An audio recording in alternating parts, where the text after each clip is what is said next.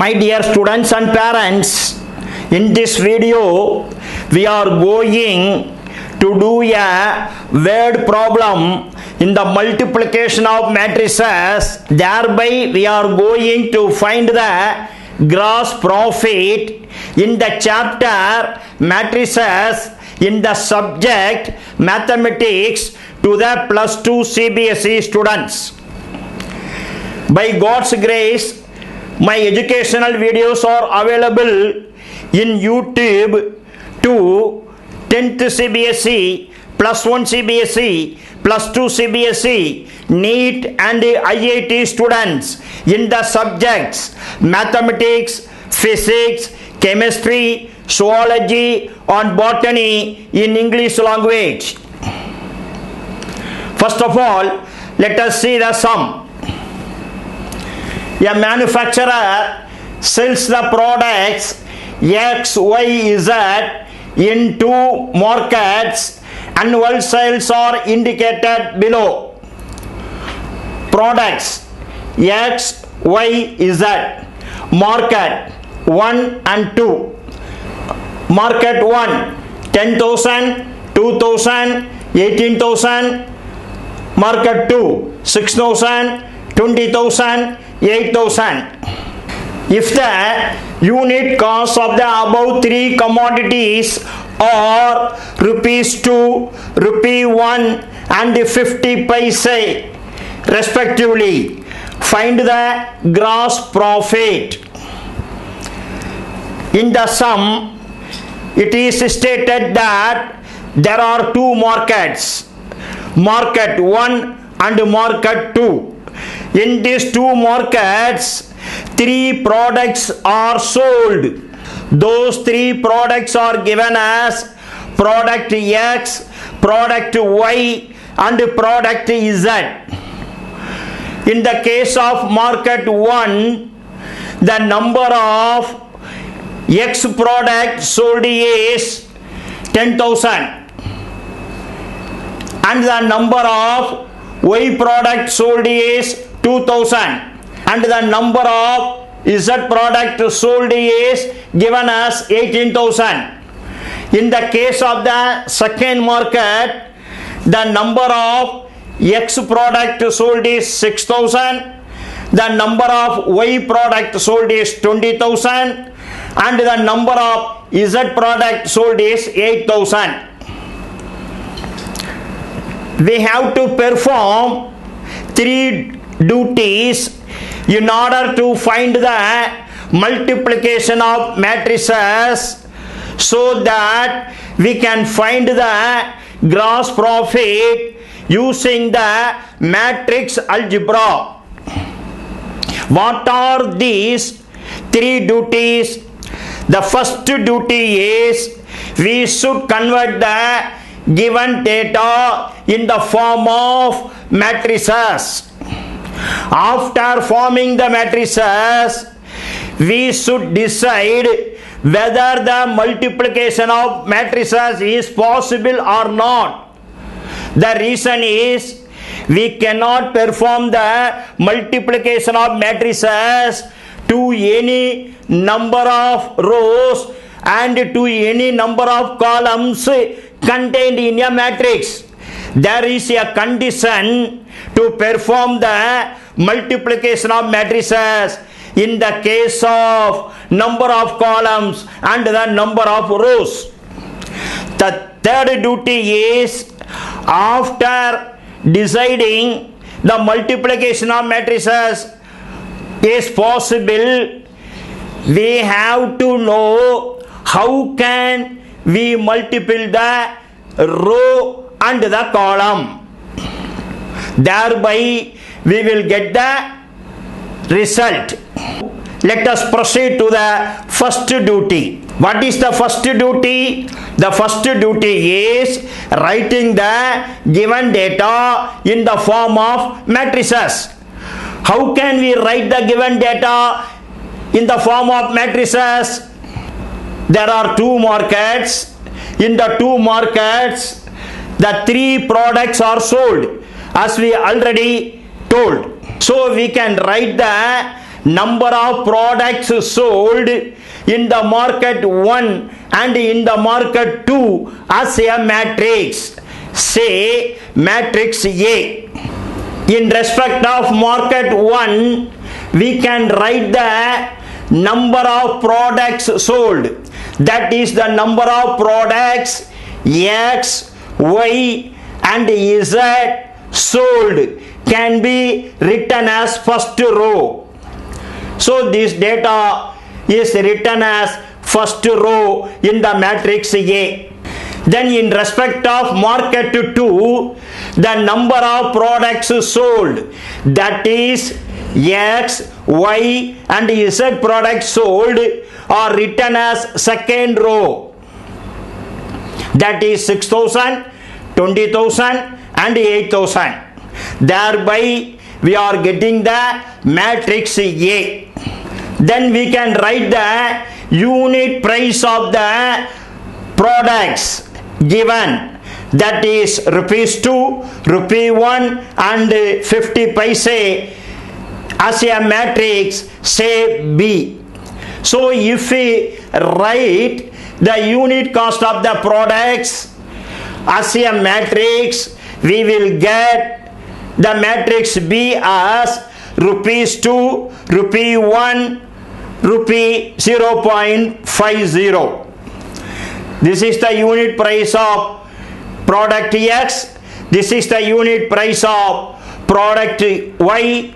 This is the unit price of product Z.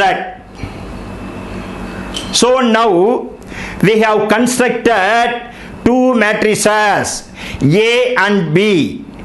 In the chapter matrices, we are studying the topics equality of matrices, types of matrices, order of a matrix, addition of matrices, difference of matrices, multiplication of matrices, multiplication of a matrix by a scalar, transpose of a matrix, inverse of a matrix using elementary operation, and symmetric and skew symmetric matrix. In this sum, we are studying the multiplication of matrices. The second duty is whether the multiplication of matrices is possible in the matrices formed. There is a condition to perform the multiplication of matrices. The condition is the number of columns of a matrix should be equal to the number of rows of another matrix. Then only we can perform the multiplication of matrices of two given matrices. That is condition for multiplication of two matrices A and B. The number of columns of matrix A should be equal to the number of rows of matrix B. In the case of matrix A, there are three columns. This is the first column, this is the second column, this is the third column. So there are three columns in the matrix A. In respect of matrix B, there are three rows. This is the first row, this is the second row, this is the third row. So as per the condition, the number of columns in this case are equal to the number of rows. Hence, in this sum, we can proceed the multiplication of matrices. The third duty is how to perform the multiplication of matrices. In order to perform the multiplication of matrices, there is a procedure. That procedure is, at a time we should take one row and one column. The first element of the row should be multiplied with the first element of the column. The second element of the row should be multiplied with the second element of the column. The third element of the row should be multiplied with the third element of the column. This is the procedure to perform the multiplication of matrices. After getting the product, we should add all the products. Thereby, we will get the result. Procedure to find multiplication of matrices. Elements of product are obtained by multiplying each row of matrix A with each column of matrix B element wise and adding them. We have already seen in the previous videos, in the case of equality of matrices, in the case of addition of matrices, and in the case of difference of matrices, the order of the both matrices taken should be the same. In the case of multiplication of matrices, that condition will not apply. The order of the both matrices need not be same. But however, at the same time, the number of columns of the matrix A should be equal to the number of rows of matrix B, so that we can get the multiplication of matrices A, B. The order of the first matrix is 2 by 3 because there are 2 rows and 3 columns. The order of the matrix B is 3 by 1. The reason is there are 3 rows and 1 column. While writing the order of a matrix, we should write the number of rows first and the number of columns second. So after performing the multiplication of matrices, we will get the matrix of the order of 2 by 1. The reason is this column 3 and this row 3 will be cancelled, so that the remaining is 2 by 1. Now we will take the first row of the matrix A. The first row of the matrix A is taken, and we will take the first column of the matrix. As I already told, at a time we should take 1 row and 1 column, so that we can get the multiplication of matrices. Now we are going to find the multiplication of matrices. This first row represents the number of products sold in market 1. That is the number of products S, Y, Z sold in the market 1. So what is the first element of this row? The first element of this row is 10,000. What is the first element of this column? The first element of this column is 2. So we have to multiply the first element of this row with the first element of this column. Hence we will get 10,000 numbers into rupees 2. Then we are going to multiply the second element of the row with the second element of this column, so that we will get 2,000 numbers into rupee 1. After that, we are going to multiply the third element of this row with the third element of this column. What is the third element of this row? 18,000 numbers is the third element of this row. What is the third element of this column? The rupee 0.50 is the third element of this column.